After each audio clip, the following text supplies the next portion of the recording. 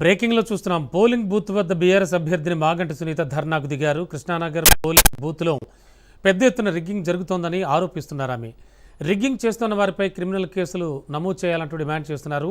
Polling booth వద్దే కూర్చొని ధర్నా చేశారు Maganti Sunitha.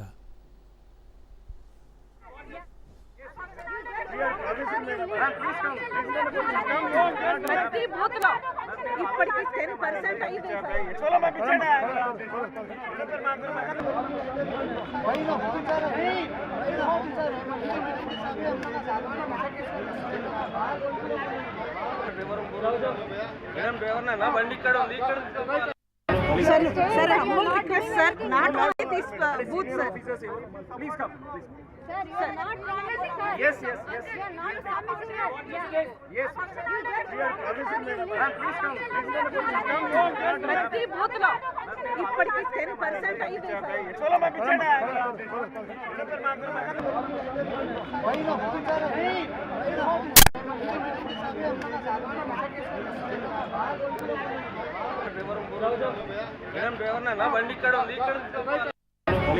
Sir, humble request, sir. Not only this booth, sir. Please come.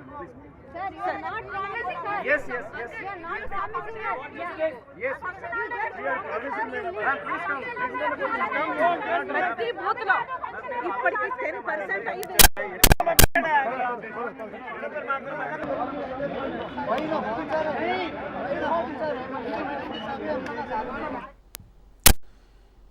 Breaking లో చూస్తున్నాం. పోలింగ్ బూత్ వద్ద బీఆర్ఎస్ అభ్యర్థిని మాగంటి సునీత ధర్నాకు దిగారు. కృష్ణానగర్ పోలింగ్ బూత్లో పెద్ద ఎత్తున రిగ్గింగ్ జరుగుతోందని ఆరోపిస్తున్నారు. ఆమె రిగ్గింగ్ చేస్తున్న వారిపై క్రిమినల్ కేసులు నమోదు చేయాలంటూ డిమాండ్ చేస్తున్నారు. ఇక పోలింగ్ బూత్ వద్దే కూర్చుని ధర్నా చేశారు ఆమె. ఇక ఇదే అంశానికి సంబంధించి లేటెస్ట్ ఇన్ఫో మా కరెస్పాండెంట్ రాజు అందిస్తారు లైవ్లో. రాజు, ఏం జరుగుతోంది? ప్రస్తుతానికి ప్రజాస్వామ్యం ఖూనీ అయిపోయిందని ఆరోపిస్తున్నారు బీఆర్ఎస్ అభ్యర్థిని. అండ్ పోలీసులకు విన్నవించారు, పోలీసులకు కంప్లైంట్ చేశారు. పరిస్థితిలో ఏదైనా మార్పు కనిపిస్తోందా?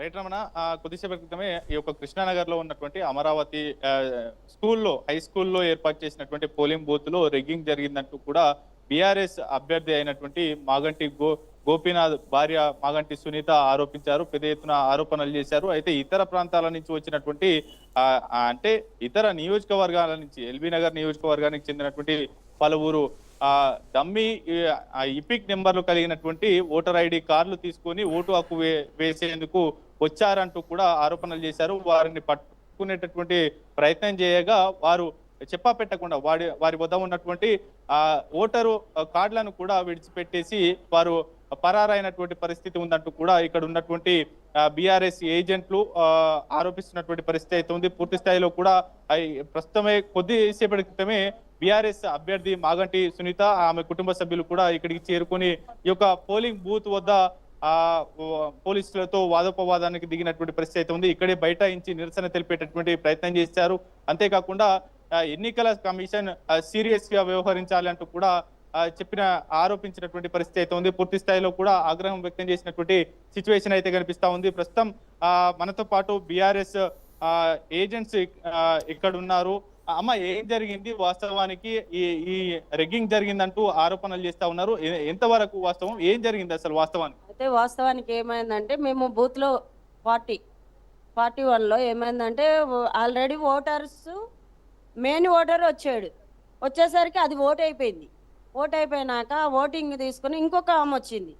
అది ఫేక్ ఓటు కొట్టుకొని వచ్చి నేను వేయాలి అనేసి అంటే అక్కడ ఓటే లేదు, నువ్వు వెళ్ళేస్తావు అనేసి 4 కార్డులు పట్టుకున్నారండి. పట్టుకుంటే అమ్మాయిని పట్టుకుంటే పారిపోయింది ఓటు వదిలేసి. ఇంకొక ముసలామని తీసుకొచ్చారు. ఆమెను పట్టుకునేసరికి ఆమె కూడా సైలెంట్గా జారుకొని వెళ్ళిపోయిందండి. ఇదేమి న్యాయం అనిపిస్తుంది వాళ్ళకి? ఓకే, ఆల్రెడీ ఈ బూత్ లో ఉన్నటువంటి ఓటర్లేనా వారు, లేదంటే ఇతర నియోజకవర్గాల నుంచి వచ్చినటువంటి ఓటర్స్? మాకు ఇక్కడ ఓటర్స్ అందరూ తెలుసు సార్. మేమంతా చూసాము, అందరినీ చూసాము. డోర్ టు డోర్ వెళ్ళాము, ప్రతి బిల్డింగ్కి వెళ్ళాము, గల్లీ గల్లీ ఇల్లుకి వెళ్ళాం.